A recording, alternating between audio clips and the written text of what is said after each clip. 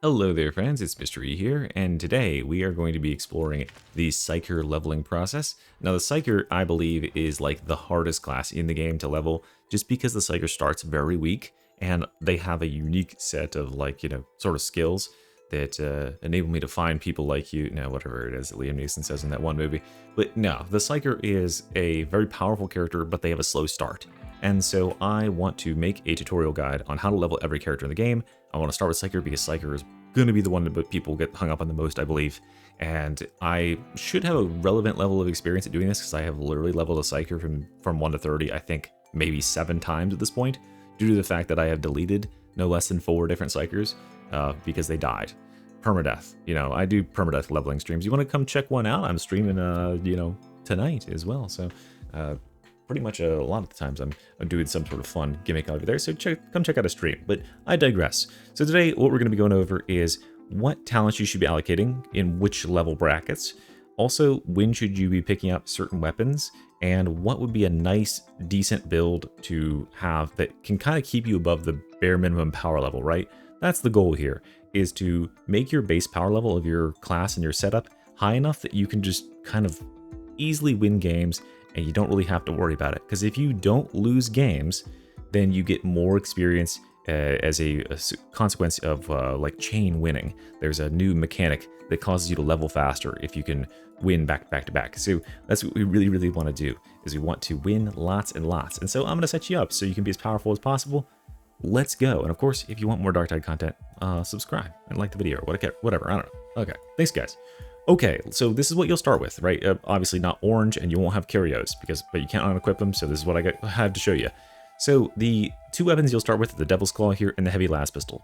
The Devil's Claw, it's whatever, it's a fine weapon, but it's not where we want to stay. However, at level 1, you can't change it. Let's assume for the sake of argument here, that this is your first character ever. For all these guides, I'm going to assume this is literally your first character, and that you don't have any other resources. If you do have tons of resources in the bank, and you have already mastered other weapons on other characters, you can just go to the crafting station and craft those and slap them on this character and immediately jump to having legendary weapons and just completely fucking destroy the game. That is possible. But let's assume, for the sake of argument today, that you don't have that. These are the weapons you'll start with. They will be gray, they'll be dog shit, but whatever. Play a couple games. Come back when you are level 5. Come back when you're older. Actually, come back when you're level 3. Because at level 3, we're going to make our first big change here. At level 3, we're going to purchase one of these bad boys. A Combat Blade, Katachan Combat Blade. With this blade, we are targeting one particular blessing. There's one blessing that's going to give us a lot of power here. And when you upgrade this blade, get it till blue rarity. That's where you'll want to take it. So go to the upgrade station, which unlocks, I believe, at level 4. And then you will upgrade it to blue rarity, and you want one particular blessing on here, which you can pick up in the masteries menu, which is Lacerate. So whenever you're allocating your mastery points that you get for playing games with that blade equipped, you'll get some mastery points here. And as you can see, by list level mastery level 3 here, you'll have enough mastery points to get to level 2 of Lacerate, which will give you 2 bleed stacks on non-weak spot hits, which is a really big deal. Those bleed stacks, they go a long way at these low difficulties, like Uprising and Malice.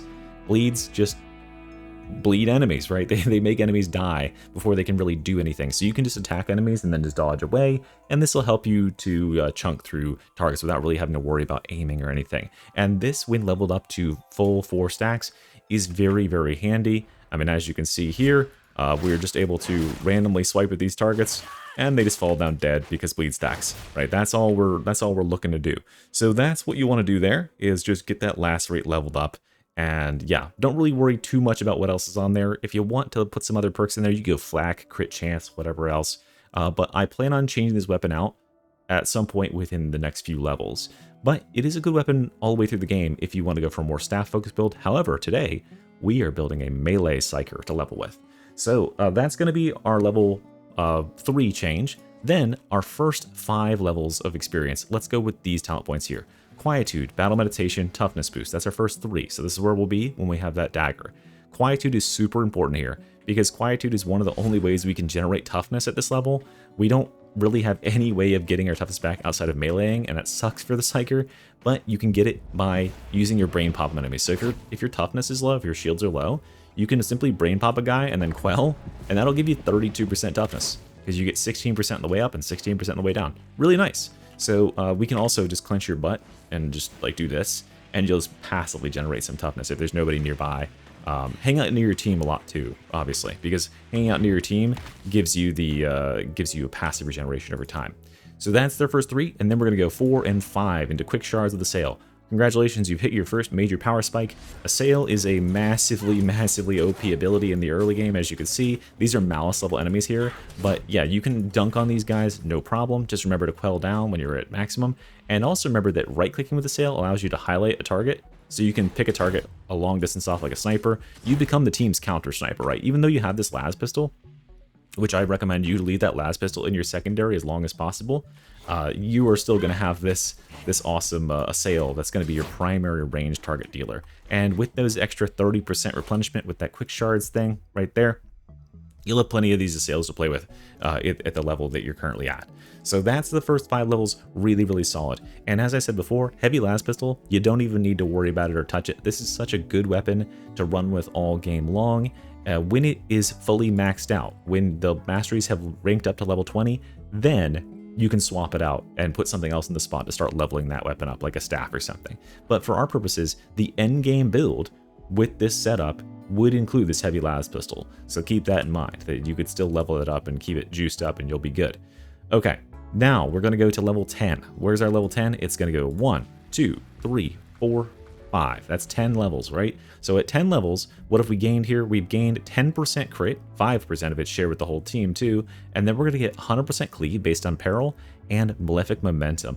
So this cleave based on peril, this applies not to only our melee attacks, but to our shards. So when our shards have gotten us to high peril like this, these shards are going through, hopefully you can tell, way more targets. They go through double the amount of targets when they are charged up like this. So you're going to cleave hordes with them like crazy, and this is also going to work insanely well for the weapon that we're going to pick up at level 9, which is the Blaze Force Greatsword. So the Blaze Force Greatsword, specifically the Mark 6, is the better mark of the two, is an insane weapon. It is an S tier, top tier weapon. It's going to be relevant all game long. This is like a melee Psyker powerhouse. So at this level, by the way, I'm in a Malice test chamber here. This Malice difficulty, all these enemies, all these trash just dies in one hit. One light attack, doesn't even matter, headshot, whatever, doesn't matter, right? So all that's just dead, no problem. Then, when we're talking about like these higher targets, they die in one shot as well, not an issue. And then we have, of course, the slash. I think my UI like glitched out somehow. What the heck is going on there? I like my charge bar is like dying. Okay, weird. How'd that happen? Well, let me see if I can fix that on the fly. Okay, it's gone. Did it fix? Okay, yeah, there we go. I have no idea what was going on there. I've never seen that happen before. All right, so yeah, this weapon is super strong. You know, we are effectively, of course, I have this leveled all the way to maximum, but yeah, this weapon will destroy everything at this level. And the basic core thing you should be doing at this level is using that last talent there, Malefic Momentum. We're gonna get a ton of power. So Malefic Momentum gives you 5% damage to your like magic stuff when you kill with magic stuff, up to 25% for 10 full seconds, and then vice versa. So with this, what we want to do is we want to throw some assails, get 5 kills, and now we want to get some kills with melee. And so these melee kills are making my assail deal 25% extra damage. I throw some more assails, right? And then I get some more melee kills. And so both of these types of damage are now dealing 25% extra damage. We are blasting through the game with this setup. So that's level 10. You are crazy powerful already, albeit a little bit squishy. So yeah, but you should be able to have such an insane offense that it's probably not an issue. Now, for the next 10 levels, we're going to go a big 10 level jump here. Oh, we have one more thing to change. At level 8, make sure you pick up a curio down here, at least a blue level curio, and then this perk needs to be changed to say experience. That's the only thing that matters. Just get 10% experience. That's the only thing that's going to really help us here. So 10% more experience, juice it up, and then you'll be leveling just that little bit extra faster. And play quick play whenever you can, by the way, guys, or the train mission if you see it show up. Okay, so that's our 10 levels. We are already zooming off to a great start. Let's go 10 more levels. Let's go a big jump at 10 levels and see what changes in the next 10. So we're going to go Psykinetics Aura, one with the Warp, Toughness Boost, then Telekine Shield with Telekine Dome and Sanctuary. We're going to go Stamina, Vulnerable Minds, Warp Rider, and melee damage. Or you could not go melee damage, you could go for warp expenditure if you prefer instead. But the basic theory behind this, what I'm doing here, obviously, this is a weird setup. Like Telekine Dome, I'm playing a melee character, but remember, in order to level your character, you need to win games. And if you lose games, you don't get as much experience, you get almost no experience, and you are going to lose your tempo.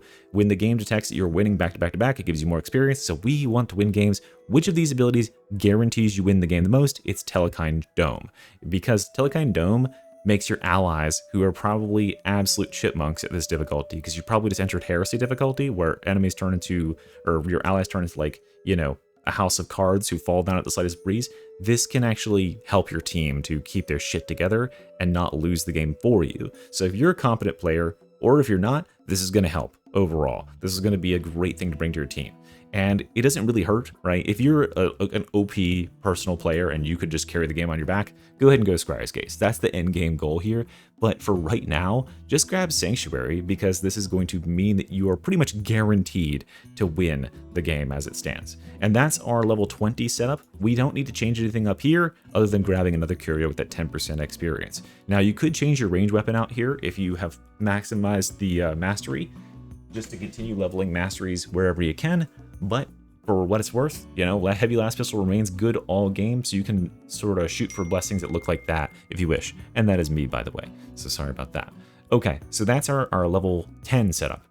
Or level 20 setup. Let's go 10 more levels, and that'll bring us to the end of the game, right? So 10 more levels here.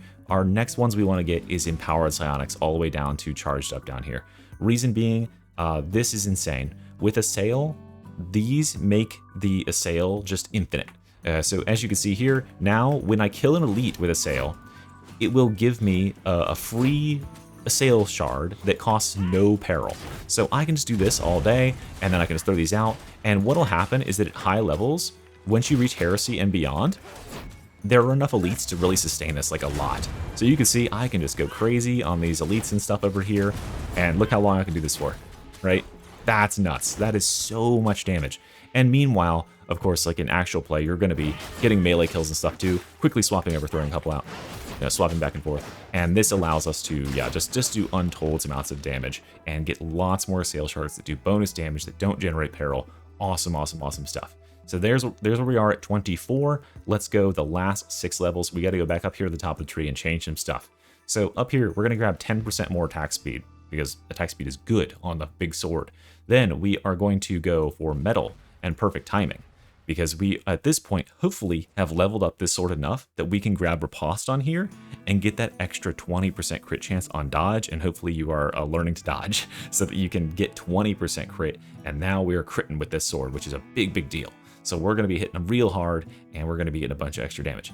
Then, for the last couple points here, we can undo Quietude, and we can undo Battle Meditation, which is going to give us 2 points back. And then we can go for Soul Stealer and Perilous Combustion here. And these two together are going to give us lots of kills, or lots of generation, because this is going to generate our toughness whenever we are throwing those shards out and getting kills. This is going to generate toughness when we're getting hits with our melee. And this is whenever we get crits. And this, Perilous Combustion, is one of the best endgame perks, because it scales with more elites and stuff. So we're going to start killing elites and specials, and that's going to cause there to be Soul Blaze all over these enemies and just spread like wildfire. And then we have 3 levels left, so we should come down to the bottom of this tree and we should allocate a few more. One of them is Empathic Evasion. At this level, you're finally going to have enough ranged enemies on the field where you are probably going to want to allocate this so that you can dodge those range attacks just by attacking and melee critting. And then finally, we will go for this melee damage boost here for 10% melee and Kinetic Deflection.